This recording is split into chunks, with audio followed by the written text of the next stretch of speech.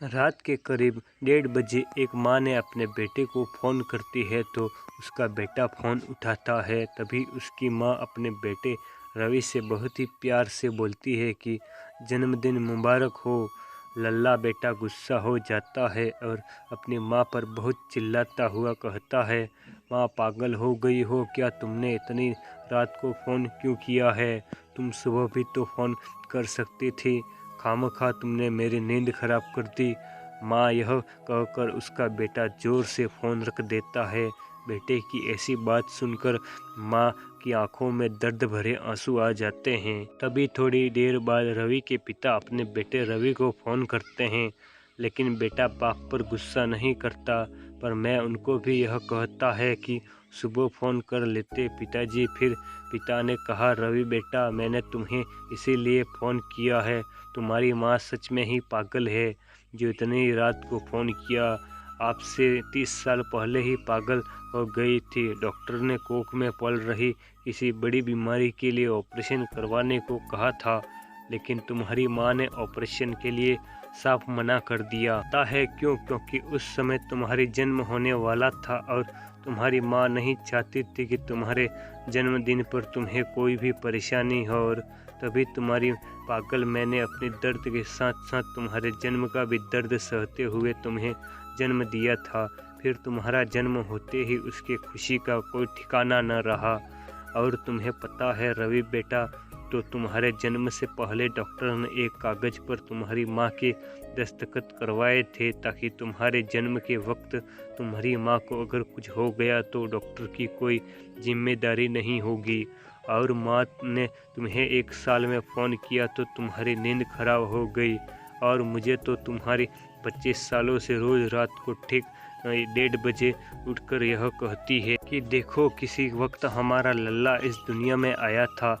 इस सब बातों से तो तू समझ ही गया होगा रवि बेटा कि तेरी माँ तुझसे कितना प्यार करती होगी और आज तूने उसे कितना उल्टा सीधा कह दिया।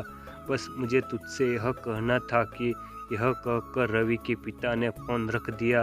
अब रवि माँ के बारे में सोच कर बहुत रो रहा था और अपनी माँ से कहकर ही उल्टी सीधी बातें पर बहुत पछता रहा था। तभी मैं सुबह सुबह अपने माता पिता के पास शहर से गांव निकल गया और जब भी अपने घर के अंदर पहुंचा तो उसने क्या देखा, उसकी माँ कमरे में अकेली ही बैठी रवि की फ़ोटो देखकर आंखों में आंसू लिए खूब रो रही थी। रवि भी अपनी माँ के पास बैठ गया और बोला कि माँ, क्या यह फ़ोटो तुम्हारे लल्ला से भी अच्छी है? तो तुम इसे इतना प्यार कर रही हो।